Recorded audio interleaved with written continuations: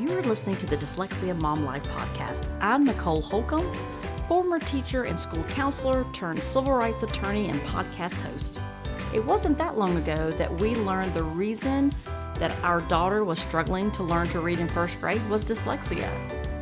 Fast forward 4 years past many hours of research and collaborating with experts in the field of dyslexia, now I'm sharing the lessons I have learned that took me from being an overwhelmed mom who didn't understand dyslexia to a go-to mom who is helping hundreds of moms each week through education and collaboration. I created the Dyslexia Mom Life podcast to give you simple, actionable, step-by-step strategies and hacks to help you do the same. If you're feeling alone and lost on your parenting dyslexia journey and you're looking to find a mom who gets it, you're in the right place. Let's jump in and get started. Hey friend, and welcome back to the podcast. I am so glad that you are here with us today. I know there are lots of other places you could be, and we know this is a very busy time of the year as we get near the end of the school year. So thank you so much for being here. I so appreciate it. Today, I'm going to be talking about something that we are all going to have to live through at some point, some of us sooner than later, and really talking about transitions. So let me spend a couple minutes talking about what I mean. So as our children, it could be coming out of kindergarten into first grade, it could be transitioning into middle school, high school, college, or maybe our child decides not to go to college, so they're going to go into some type of business or career. At all these life stages, there are transitions. And in these life stages and these transitions, there's lots of changes at every stage. So for us, we're getting ready for our daughter to go into middle school. So, that is one of the big milestones as you're raising kids, but it also has a lot of other pieces, right? So for dyslexics, academics can be so stressful when they think about teacher expectations and getting to know new teachers and peer opinions and self-confidence. As they go through these transitions, the academics become so much more hard for them, or it just becomes harder, I guess is the best way to say that. Those transitions are harder. The academics are harder. Sometimes those social groups, right, they become more challenging, and we have to kind of work our way through that part of the journey as well. The writing becomes more demanding, and so many times our kids continue to struggle after they make these transitions into middle, high, and college or careers, and just figuring out how to navigate those new waters. And we also start thinking about, what are the needs of our children? Not only thinking about the accommodations, but when we think about those needs, there's a lot of other needs that go along with that. And you've heard me probably talk before about social and emotional pieces as well. So when you think about our kids getting older, and you think about middle and high school and probably even college, there are going to be some accommodations that either your child just doesn't care that people know, or your child's going to be in a stage where they have a lot of self-confidence about their friends asking questions about why you leave the room every time we test, or, I noticed that you get copies of the notes. How do you get copies of the notes? Or why do you always get, we have to turn ours in on Wednesday, but you turn yours in on Friday. Like, why do you get more time? There will be some kids that will never notice that those things are happening, and then there will be others that see it on the forefront. I've worked with students before where they have denied accommodations in high school, just told the teacher, I don't want those accommodations, even though the parent wanted them, because they just didn't want to be seen as a student that was getting accommodations. So it's not only just the academics, but it's those social, emotional pieces. And sometimes, to be quite honest, we're not ready for those transitions. And we're not ready because we've not done any planning, or we've not thought through how are we going to help support our child. We just kind of dealt with it when those roadblocks popped up. And sometimes that's what happens in life, right? Like, we don't know there's going to be something that pops up on our journey that we have to deal with or help support our child until it actually happens. But you know how I am. I'm always about preparing.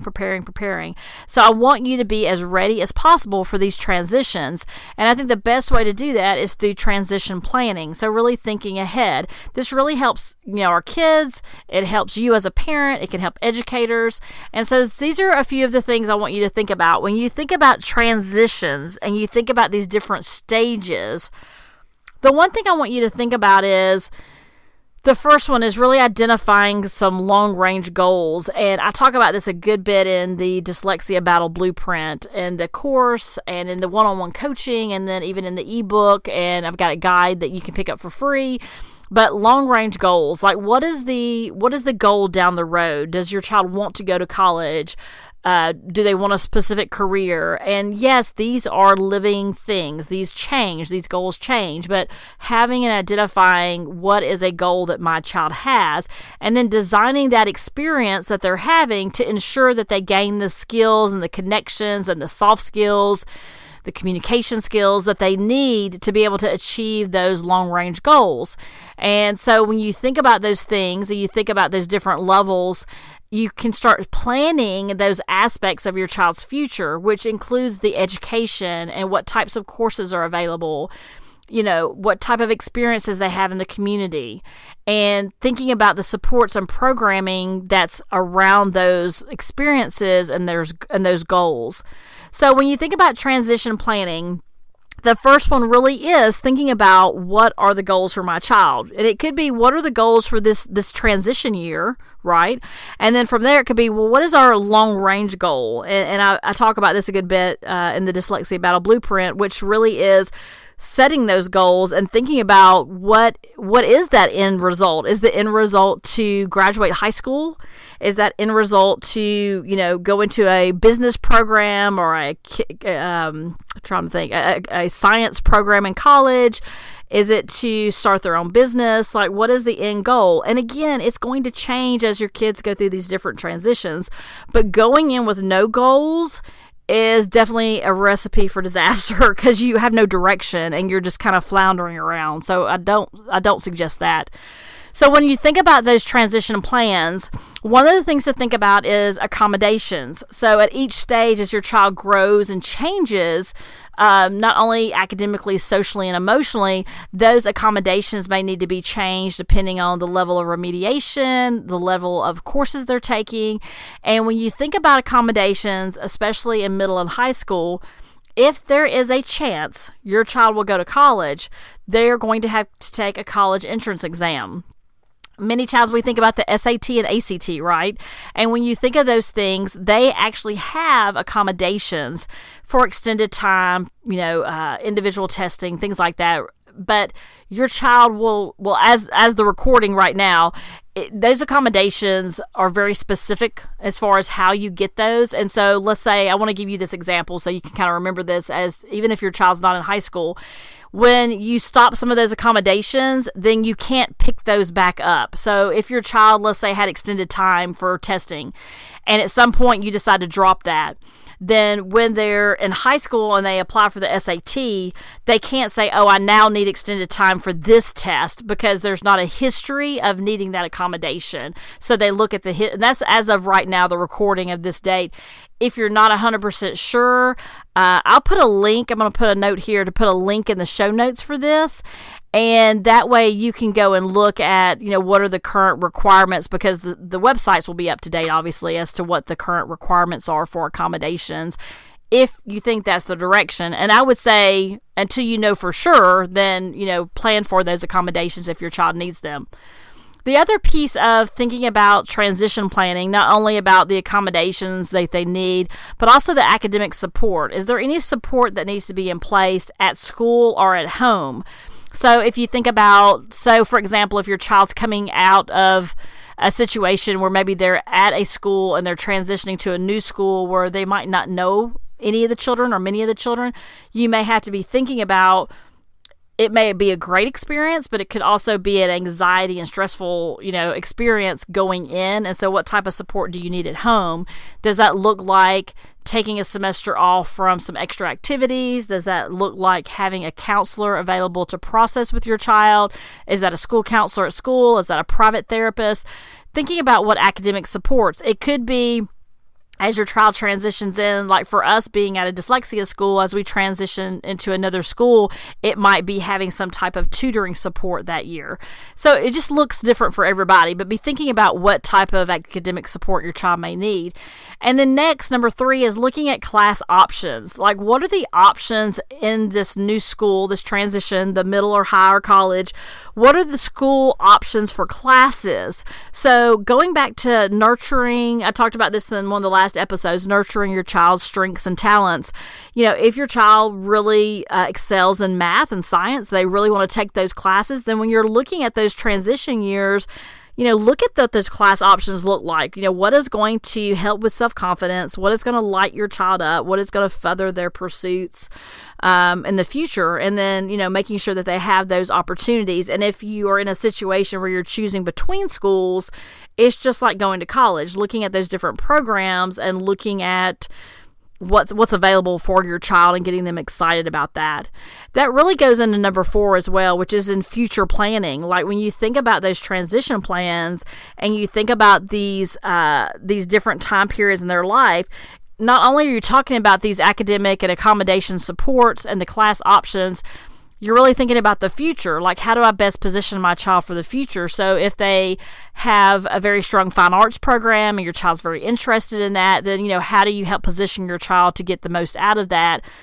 Which rolls right into number 5, which is nurturing, again, those strengths and interests that your child has. And so you want to make sure that there's an opportunity to continue to do that.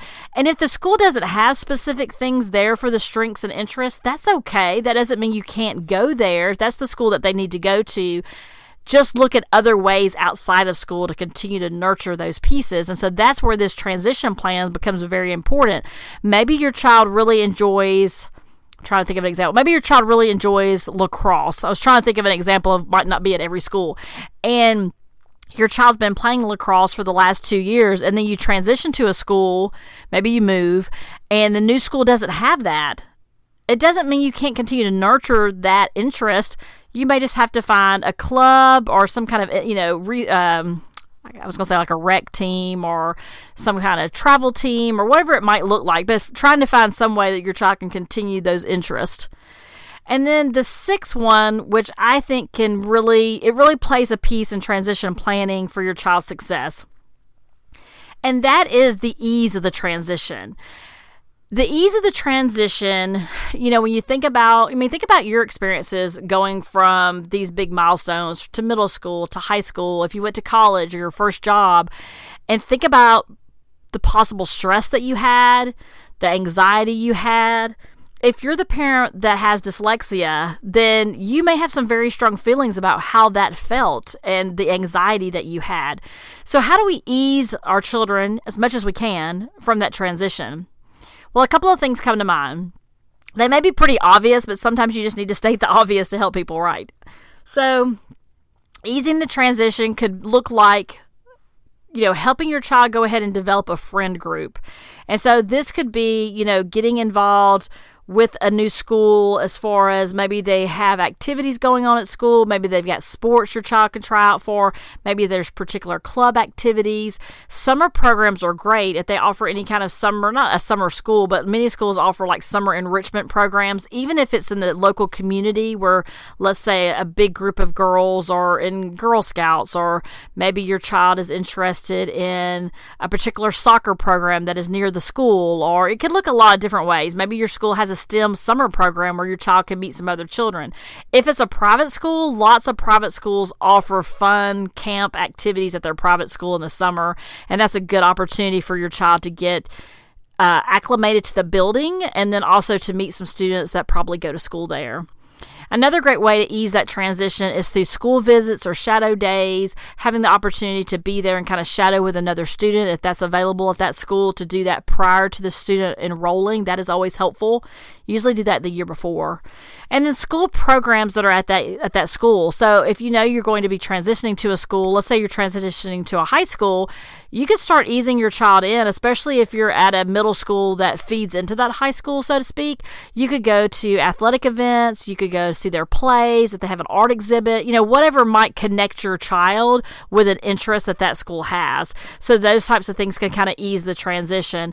And then, like I said earlier, thinking about those future plans, if you need to have some support in place to help your child with, counseling or things of that nature, go ahead and set those up if you know that your child's going to need those pieces.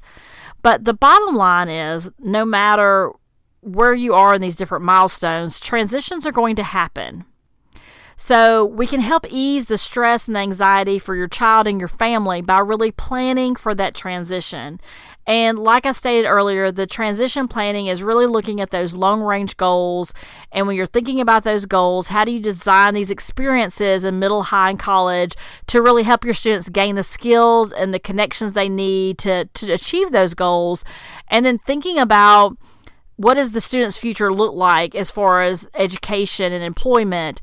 And how do we position these academic supports and also nurture these strengths and interests that your child has? So really looking at all of those pieces. And like I said earlier, we do that through the Dyslexia Battle Blueprint, but we also have a lot of free resources as well. If you want to work one-on-one with me, I have opportunities for those as well to help work you through, walk you through that transition process, because we've all been there, right? And we all are going to have children that go through those transitions. And so it can be stressful, and it may be stressful even with planning, but the more you can plan and be prepared, then the more at ease you and your family may feel. So thanks for listening today.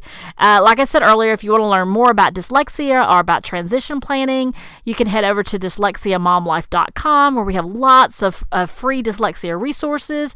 If you want more support or talk more about this episode, please come join me and the other amazing moms in our private dyslexia Facebook group. Is Dyslexia Mom Life Podcast Community. We'll put a link in the show notes.